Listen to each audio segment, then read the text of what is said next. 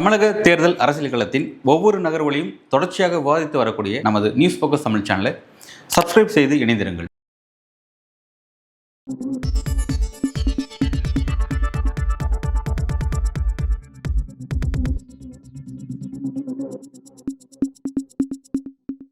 News focus Tamil நேயர்களுக்கு வணக்கம். இன்று நம்மோடு இணைந்திருக்கும் சிறப்பு விருந்தினர் ஜேர்னலிஸ்ட் அன்பழகன் அவர்கள்.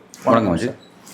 தாவேகா தலைவர் விஜய் அவர்கள் பெரம்பூர் மற்றும் திருச்சி கிழக்கு என 2 தொகுதிகளில் வேட்புமனு தாக்கல் செஞ்சார். ஆனால் 2 தொகுதிகளிலும் தாக்கல் செய்யப்பட்ட வேட்புமனுக்களில் நிறைய தகவல் வேறுபாடு இருக்கிறதாகவும் செய்தி வந்துட்டு இருக்கு. குறிப்பாக பெரம்பூர் தொகுதியில் தாக்கல் செய்யப்பட்ட வேட்புமனுவில் எந்த ஒரு வழக்குமே தன் மீது இல்லைன்னு தாக்கல் செஞ்சிருக்காரு. அதே திருச்சி கிழக்கில் தாக்கல் செய்யப்பட்ட மனுவில் தன் மீது 2 வழக்கு இருப்பதாகவும் சொல்லியும் வேட்புமனு தாக்கல் செஞ்சிருக்காரு. இது எப்படி சார் பார்க்குறீங்க? ஃபர்ஸ்ட் அது என்ன நடந்துச்சு அப்படின்னா, திருச்சி கிழக்கில் நாமினேஷனில் தன் மீது 2 வழக்கு இருக்குன்னு சொல்லிட்டார். பட் பெரம்பூரில் அதை சொல்லலை. பெரம்பூரில் என்ன நடந்தது அப்படின்னா, பெரம்பூர் சட்டமன்ற தொகுதியில் வேட்புமனு தாக்கல் செஞ்சுட்டு அடுத்து பெரம்பலூர் வெள்ளிவாக்கம் அப்படின்னு சொல்லி பிரச்சாரத்தை செய்கிறார். அந்த பிரச்சாரம் செய்யும்போது அவர் மீது ஒரு வழக்கு அங்கே பதிவு செய்யப்பட்டுச்சு. அந்த வழக்கு பார்த்தீங்கன்னா பெரம்பலூர் போலீஸ் ஸ்டேஷனில் விஜய் மீதும் அப்புறம் நிர்வாகிகள் மீதும் வழக்கு பதிவு செய்யப்பட்டிருக்கு.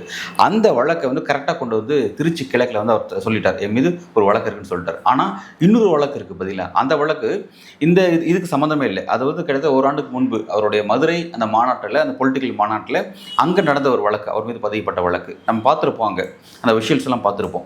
ஒரு விஜய் கட்சியினுடைய தொண்டர், ஒரு ரசிகர் ரொம்ப ஒரு ஆரவாரமாக விஜய் பார்க்கறதுக்கு அந்த ஸ்டேஜில் ஏறுவார். அவர் அந்த ரேம்ப் அப் ஸ்டேஜ் மீது அவர் ஏறி வருவார். ஏறி வரும்போது பவுன்சர்கள் அவரை தூக்கி அப்படி வெளியே வீசியிருப்பாங்க. அது ஒரு முக்கியமான ஒரு விஷயம். ரொம்ப அது சர்ச்சையாச்சு. அப்போ உடனே அவர் காவல்துறையில் புகார் செஞ்சிருந்தார். புகார் செஞ்சதுக்கப்புறம் அந்த வழக்கு விஜய் மீது பதியப்பட்டிருக்கு. அந்த ஒரு வழக்கை பெரம்பூர் தொகுதியில் அவர் பதிவு செஞ்சிருக்கலாம். பட் அதை அங்கே மென்ஷன் பண்ணாமல் அதை கொண்டு திருச்சி கிழக்கில் பதிவு செஞ்சிருக்கிறார்.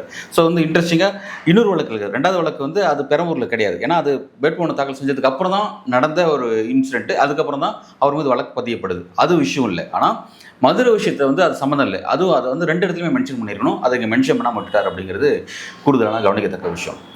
இப்போ இன்னொரு பிரச்சனை என்ன அப்படின்னா, ஏஜ் டிஃப்ரெண்ட் இருக்குது. ஏஜில் என்னென்னா, இங்கே பெரம்பலூர் தொகுதியில் தாக்கல் செய்யும்போது 52 சொல்லி மென்ஷன் பண்ணியிருக்காரு. திருச்சி கிழக்கில் என்ன பண்ணுறாரு, 51 அப்படின்னு சொல்லி மென்ஷன் பண்ணியிருக்காரு. எப்படின்னா மேபி இன்னொரு தொகுதியில் கண்டெஸ்ட் பண்ணியிருந்தால் 50 இருக்கும்னு நினைக்கிறேன். அப்படியே ஒவ்வொரு கான்ஸ்டியூஷனில் தன்னோட வேட்புமனு தாக்கல் செய்யும்போது வயசு அப்படியே ஒவ்வொன்றும் குறைச்சிட்டே வராரு அப்படின்னு மாதிரி பார்க்குறோம். ஏன் அப்படி விசித்திரமாக செஞ்சாருன்றது தெரியல. வேட்புமனு அப்படிங்கிறது ரொம்ப கவனிக்கத்தக்க விஷயங்க. அதாவது என்னென்னா, எனக்கு தேர்தலில் ஒர்க் பண்ண அனுபவம் இருக்குது. வேட்புமனு எப்படி ரெடி பண்ணணும், என்னென்ன விஷயங்கள் இருக்குது அப்படிங்கிறது அது ரொம்ப நுணுக்கமான வேலைகள். அது கிளியர் கட்டாக அதை நீங்கள் ஃபஸ்ட்டு வேட்புமனுவை நீங்கள் ரெடி பண்ணுறதுக்கு முன்னாடி அந்த வேட்புமனு ஜெராக்ஸ் எடுத்து வச்சு அந்த ஜெராக்ஸை ஃபஸ்ட்டு ஃபில் பண்ணி நம்ம செக் பண்ணிக்கணும்.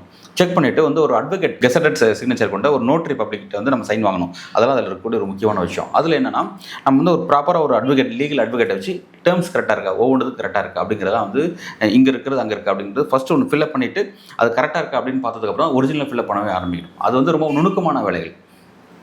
ஸோ அந்த நுணுக்கமான வேலைகளை எலெக்ஷன் கமிஷனுடைய இந்த வேட்புமனுவை பொறுத்த வரைக்கும் கரெக்டாக செய்யாமல் போச்சுன்னா, இப்போ ஒன்றும் இல்லை, 6ஆம் தேதி இறுதி வேட்புமனு தாக்கல் நாள். இந்த மண்டே ஈவினிங்க்கு அப்புறம் வேட்புமனு யாரும் தாக்கல் செய்ய முடியாது. அதுக்கப்புறம் எலெக்ஷன் கமிஷன் 2 நாட்கள் அல்லது 3 நாட்கள் நினைக்கிறேன் அவங்க பரிசீலனை பண்ண டைம் எடுத்துப்பாங்க.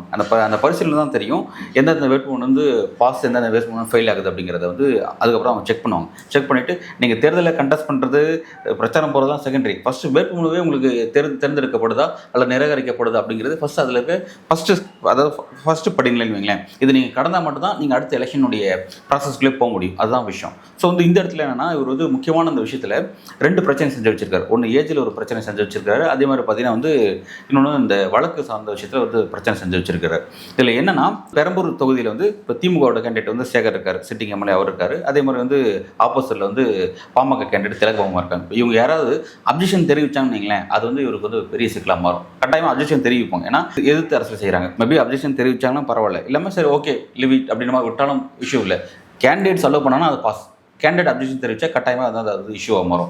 அதை தாண்டி எலெக்ஷன் கமிஷனரே, அதாவது அந்த பகுதியில் இருக்கக்கூடிய அந்த எலெக்ஷன் நடத்தக்கூடிய அந்த அலுவலர்கள் அவங்களே அது மீதான ஒரு அப்ஜெக்ஷன் தெரிவித்து அவங்களே அதை கொஷின்ஸ் உட்படுத்தலாம். அது அவங்கள்ட்ட அந்த ரைட்ஸ். வேட்புமனு நிராகரிக்க வாய்ப்பு இருக்குது. அந்த வழக்கு கட்டாயமாக வேட்புமனு நிராகரிக்கப்படுவதற்கான வாய்ப்பு இருக்குது. ஏன்னா நான் ஏற்கனவே சொல்லியிருக்கேன், ஒரு சின்ன விஷயம் இங்கே நீங்கள் இந்த இடத்துல ஆம்ங்கிற இடத்துல இல்லைன்னு நீங்கள் சொல்லக்கூடாது. இல்லைங்கிறது எல்லாமே பார்த்தீங்கன்னா எஸ் ஆர் நோ கொஸ்டின் சொல்கிற மாதிரி இருக்கும். சில இடத்துல நீங்கள் ஃபில் பண்ணுற மாதிரி இருக்கும். அந்த விஷயத்தை நீங்கள் நுணுக்கமாக செய்யாமல் போனீங்கன்னா எளிமையாக இது ஏன் இப்படி இருக்குது, அதாவது உங்களுடைய விஷயத்தை எல்லாத்தையும் அவங்க ஸ்க்ரூட்டனைஸ் பண்ணுவாங்க. எப்படி பண்ணுவாங்கன்னா, ஒவ்வொன்றுமே வந்து நீங்கள் கொடுக்குற ஒவ்வொரு தகவலுமே அதுக்கு நீங்கள் சில டாக்குமெண்ட்ஸில் கொடுக்கணும். உங்களுக்கு வழக்கு இருக்குன்னா வழக்கு சார்ந்த விஷயத்தை நீங்கள் கொடுத்துருக்கணும். எல்லாத்தையும் கிராஸ் செக் பண்ணுவாங்க. கிராஸ் செக் பண்ணி பார்த்துட்டு இந்த விஷயங்கள் இங்கே சரியாக பொருந்தலை, இங்கே வந்து உங்களோட சொத்து விஷயத்தில் வந்து பார்த்தீங்கன்னா இப்போ பல இடத்துல நம்ம பார்த்துருப்போம். தேர்தல் வெற்றி பெற்றதுக்கு பிறகு ஒரு எம்எல்ஏ மீதோ இல்லை எம்பி மீதோ அந்த பர்டிகுலர் தொகுதியினுடைய ஆப்போசிட் கேண்டிடேட் வந்து அவங்க வந்து வழக்கு தொடுத்திருப்பாங்க. அந்த வழக்கு வந்து நீதிமன்றத்தில் நடைபெற்று அவர் வந்து தேர்தலில் வெற்றி பெறுவதற்காக மக்கள் பிரதிநிதித்துவ சட்டத்தை தப்பாக பயன்படுத்தி அவர் வந்து தன்னோட சொத்தை மறைச்சிருக்கிறாரு, இல்லை தன் மீதான வழக்கை மறைச்சிருக்கிறாரு, தன் மீதான ஏதோ விஷயங்களை வந்து என்ன விஷயத்தை எக்ஸோசர்னு சொல்லிட்டு எதையாவது வந்து மறைச்சிருக்காரு அப்படின்ற ஒரு வழக்கு தொடுக்கப்பட்டு அது நீதிமன்றத்தில் வந்து நிரூபிக்கப்பட்டுச்சு அப்படின்னா இமீடியட்டாக அவருடைய அந்த மக்கள் பிரதிநிதி அப்படிங்கிற அந்த அந்தஸ்து வந்து அந்த பதவி பறிக்கப்படும். அவர் வந்து அடிப்படையில் இருந்து அந்த பதவியிலிருந்து நீக்கப்படுவார் அப்படிங்கிறது தான் முக்கியமான விஷயம். ஸோ அதை நோக்கி போவதற்கான வாய்ப்பு இருக்குது. அதுவும் இப்போ இவரோட விஷயத்தில் என்னன்னா ஏஜ் ஃபேக்டர் கூட ஒரு ஓகே, அது வந்து ஏதோ ஒரு மிஸ்டேக் அப்படின்னு பார்க்கலாம். ஆனால் நான் வழக்கை பொறுத்த வரைக்கும் அது வந்து ஒரு கிரிமினல் ஆக்டிவிட்டியை பார்க்கப்படும். அவர் வந்து பர்பஸாகவே அதை செஞ்சுருக்கிறாரு. தான் வந்து ஒரு புனிதமானவர்னு காட்டுறதுக்காக வந்து பெரம்பூரில் வந்து அதை மென்ஷன் பண்ணல, திருச்சியில் வந்து அதை மென்ஷன் பண்ணுறாரு அப்படின்ற மாதிரி அது பார்க்கப்படும். மற்ற விஷயங்கள்னா நீங்கள் ஒரு ப்ளஸ் மைனஸ் ஆமாங்க தெரிய மிஸ்டேக் பண்ணிட்டேன் அப்படின்ற மாதிரி சில விஷயங்கள் நீங்கள் சொல்லலாம். ஆனால் இந்த மாதிரியான ஒரு முக்கியமான விஷயத்தில் பார்த்தீங்கன்னா வந்து அது கிளியர் கட்டாக வந்து அது வந்து ஒரு பின்னாடி வந்து அதுக்கு ஒரு அரசியல் காரணம் கற்பிக்கப்படும். அந்த அரசியல் காரணம் என்னன்னா நான் ஒரு பியூர் அப்படின்ற மாதிரி காட்டத்தை முயற்சி செஞ்சார், அப்போ அடிப்படையில் மீது வழக்கு இருக்கு, ஏன் அதை நீங்கள் மறைச்சிங்கன்ற கொஸ்டின் தான் எழும். ஸோ அந்த மாதிரியான ஒரு விஷயத்தில் நிற்கும்.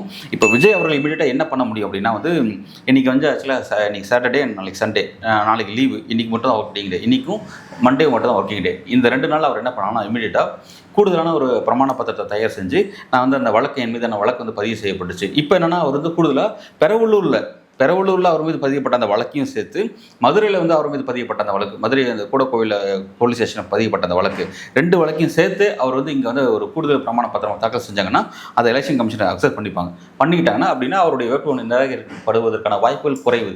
இல்லாத பட்சத்தில் கட்டாயமாக நிராகரிக்கப்படுவதற்கான வாய்ப்பு அதிகம். அவர் தேர்தலில் பங்கெடுக்க முடியாத போகிற சூழலும் ஏற்பட வாய்ப்பு இருக்குது. அதே போல் இது வந்து இங்கே மட்டும் இல்லை, திருச்சியிலும் ஏற்படும். ஏன்னா ஏஜ் ஃபேக்டர் மாறி இருக்குது. நீங்கள் பெரம்பூர் தொகுதியில் வந்து ஒரு மாதிரி ஏஜ் கொடுத்துருக்கீங்க, இங்கே ஒரு மாதிரி ஏஜ் கொடுத்துருக்கீங்கன்னு சொல்லிட்டு அதை மீதும் அப்ஜெக்ஷன் தெரியப்படுத்தா அதிமுக அப்ஜெக்ஷன் தெரியப்படுத்தலாம். ஏன்னா அங்கே அதிமுக கேண்டீட் ராஜசேகர் வந்து களத்தில் நிற்கிறாரு, அவரும் ஸ்ட்ராங்காக இருக்கிறாரு. அதே மாதிரி சிட்டிங் எம்எல்ஏ வந்து இனிக்கோ இருதராஜன் இருக்காரு, அவரும் ஃபீல்டுக்கு ஆக்டிவாக இருக்கார். ஸோ வந்து கட்டாயமாக அந்த ஏஜ் ஃபேக்டர் விஷயத்துக்காகவே வந்து அவர் மீது ஒரு அப்ஜெக்ஷன் தெரிவித்து அவர் களத்திலிருந்து அப்புறப்படுத்துறதுக்கான வேலைகளை பார்க்கலாம். ஏன்னா அடிப்படையில் திமுக எதிராக அரசியல் செய்கிறாங்க, ரெண்டாவது அதிமுக எதிர்த்து அரசியல் செய்கிறாங்க. ஸோ அடிப்படையில் 2 பேரும் ஒன்று சேர்ந்து விஜய் வந்து தேர்தலில் பங்கெடுக்க முடியாதவனா போகிறதுக்கான அந்த சூழலை ஏற்படுத்துவதற்கான வாய்ப்புகள் அதிகமாக இருக்குது. அந்த ஸ்பேஸை இவரே உருவாக்கி வச்சிருக்காருன்னு நான் நினைக்கிறேன். டே 1லேருந்து வந்து விஜய் கிட்ட வந்து பார்த்தீங்கன்னா வந்து எந்த விதமான அந்த பேப்பர் ஒர்க்ஸும் அது வந்து பார்த்தீங்கன்னா நீட்டாக இருக்க மாட்டேங்குது.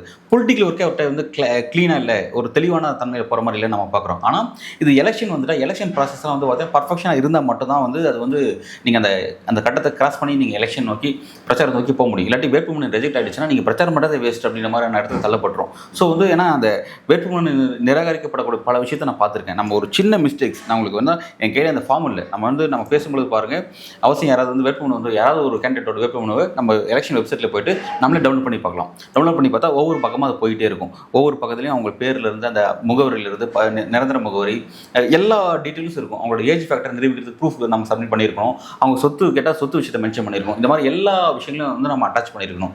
அதெல்லாம் வந்து கிராஸ் செக் பண்ணி பார்த்துட்டு தான் வந்து அவங்க இந்த வேட்புமனு ஓகே பரிசீலனை செய்யும், ஓகே இந்த வேட்புமனு ஏற்றுக்கொள்ளப்படுகிறது, இது நிராகரிக்கப்படுது அப்படிங்கிற அந்த ப்ராசஸ் அவங்க எடுத்துப்பாங்க. அது ஒன்று மிஸ்டேக்காக இருந்தால் கூட நம்மளோட வேட்புமனு நிராகரிக்கப்பட்டு தேர்தலில் பங்கெடுக்க முடிய சூழல் இருக்குது. ஸோ ஏன் சொல்ல வரேன்னா இவரும் அதில் எக்ஸ்பீரியன்ஸ் கிடையாது. இவர் அரசியலுக்கு ஃப்ரெஷராக தான் தெரியும். ஆனால் எக்ஸ்பீரியன்ஸான பர்சன் இப்போ புசி ஆனந்த் இருக்கார். புசி ஆனந்த் என்னன்னா ஏற்கனவே வந்து அவர் பேர் ஆனந்த் தான். புதுச்சேரியினுடைய புசி சட்டமன்ற தொகுதியில் ஆல்ரெடி வந்து அவர் வெற்றி பெற்று எம்எல்ஏ வந்திருக்கிறார். அந்த இடத்துல என்னன்னா அவருக்கு அந்த பொலிட்டிக்கல் எக்ஸ்பீரியன்ஸ் இருக்குது. அப்போ அவர் போன்ற நபர்களாவது ஒரு ப்ராப்பராக வழி நடத்தலாம். நான் எப்படி வந்து இது வந்து ரொம்ப மிஸ்டேக் பண்ணி வச்சுருக்காங்கிறது தெரியல. ரெண்டாவது செங்கோட்டையன் போன்ற நபர்கள் இருக்காங்க. செங்கோட்டையன் போன்ற நபர்கள்லாம் நம்ம என்ன நினச்சோன்னா வந்து ரொம்ப பெரிய அரசியல் ஜாம்பவான்கள், 50 ஆண்டுகள் அரசியல் வாழ்க்கைக்கு சொந்தக்காரர் நம்ம நினச்சோம். ஆனால் அவர் என்ன சொல்கிறாருன்னா ஒரு கேண்டிடேட் வந்து 4 சட்டமன்ற தொகுதியில் நிற்கலாம்னு சொல்லி சொல்கிறாரு. அது ஜெயலலிதா உதாரணமாக சொல்கிறாரு. ஜெயலலிதா உதாரணத்தை சொல்கிறாரு. அந்த இடத்துல ஜெயலலிதா வந்து நாமினேஷன் ரிஜெக்ட் ஆகிடுச்சு. சுப்ரீம் கோர்ட் கண்டிச்சாங்க. மக்கள் பிரதிநிதி சட்டம் கூட தெரியாமல் தான் நீங்கள் வந்து எலெக்ஷன் நிற்கிறீங்களான்னு கேள்வியே கேட்டாங்க சுப்ரீம் கோர்ட் ஜெயலலிதா பார்த்து. அப்படிப்பட்ட ஒரு தவறான முன்னுதாரணத்தை அவர் விஜய்க்கு பொதிச்சிட்டு இருக்காரு. தெளிவாக பல சேனல்ஸை சொல்கிறார், 4 நிற்கலாம் சொல்லிட்டே இருக்கிறாரு. அப்போ பர்பஸாகவே வந்து தவறாக வழி நடத்துறாரு. ஏற்கனவே விஜய் சுற்றி இருக்கக்கூடிய ஆதவர்ஜனா வந்து ரொம்ப அவர் பேச விஜய் கட்சியினுடைய வாக்குகள் குறைஞ்சிட்டே இருக்குது. தேவையில்லாத எதிர்ப்புகள் சம்பாதிச்சுட்டே இருக்காங்க. தேவையில்லாமல் ரஜினி பற்றி பேசுறது, தேவையில்லாத திமுக பற்றி பேசுறது, அதை பேசுறதுக்கான அந்த இடம்பொருள் எவ்வளோட பேசாமல் சம்மந்தம் இல்லாமல் பேசி அவங்களுக்கு சொந்த காசில் சூழ்நிலை வைக்கக்கூடிய ஆக்டிவிட்டியாக தான் அது போயிட்டு இருக்கு.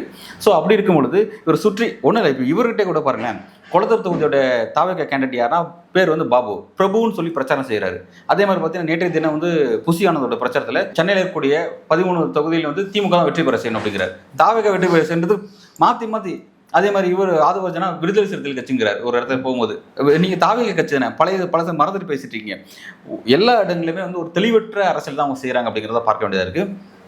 இந்த பேப்பர் ஒர்க் நீங்கள் பேச்சு கூட வேறு விஷயங்க, ஆனால் பேப்பர் ஒர்க்குங்கிறது கிளியர் கட்டாக இருக்கணும். ஏன்னா அது வந்து அழிக்க முடியாது ஆகணும். பேசுனது கூட நீ வந்து நான் சாரிங்க நான் தப்பாக பேசுகிறேன்னு நீங்கள் இது பண்ணலாம். ஆனால் பேப்பருங்கிறது வந்து கிளியராக நீங்கள் பார்த்து ஒவ்வொன்றா எழுத வேண்டியது, உங்கள் கைப்பட எழுதக்கூடிய விஷயம். ஸோ அதில் நீங்கள் மிஸ்டேக் பண்ணுறீங்க அப்படின்னா அதுக்கு நீங்கள் தான் பொறுப்பு. கட்டாயமாக அவரோட வேட்புமனு நிராகரிக்கப்படுவதற்கான வாய்ப்புகள் ரொம்ப அதிகமாகவே இருக்குது. அதை தடுக்கிறாராங்கிறதும் தெரியல. இது ஒரு பக்கம் இருந்தாலும் குறிப்பாக தாவேக்கா சைடில் வைக்கப்பட்ட குற்றச்சாட்டு என்ன அப்படின்னா, விஜய் அவர்களுக்கு வந்து உரிய பாதுகாப்பு கொடுக்கப்படலை அப்படின்னு. ஆனால் இதை ஒட்டி கூட தாவேக்கா சைடு நிர்மல்குமார் அவர்கள் ஒரு கடிதம் வந்து உள்துறை செயலாளர் எழுதியிருந்தார். அதுவுமே பயங்கர பிரச்சனையாச்சு. அது எப்படி சார் பார்க்குறீங்க? அது ரிப்பீட்டடாக நான் ஏற்கனவே சொன்ன மாதிரி பேப்பர் ஒர்க்ஸில் அவங்களுக்கு வந்து ஒரு கிளியரான எக்ஸ்பீரியன்ஸ் கிடையாது. அதை வந்து எப்படி அதை அணுகணுங்கிற அந்த தெளிவு கிடையாது அப்படிங்கிறத நம்ம பல இடத்துல பார்க்குறோம்.